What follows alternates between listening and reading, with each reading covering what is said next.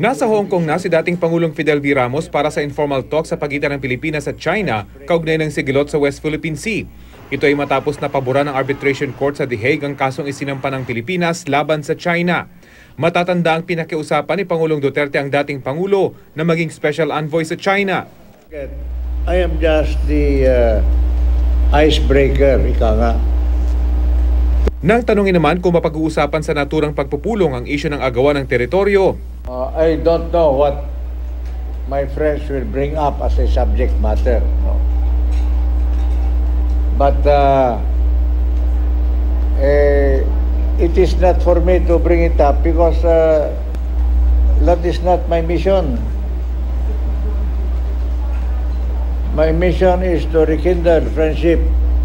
Gayunman, inaasahan daw ni Ramos na magbibigay daan ang kanilang pagpupulong sa formal na bilateral talks sa pagitan ng Pilipinas at China.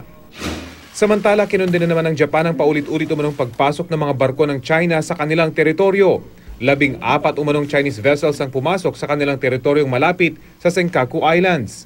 Pero depensa naman ng China, parte pa rin ng kanilang teritoryo ang naturang bahagi ng karagatan. Rafi Tima, GMA News.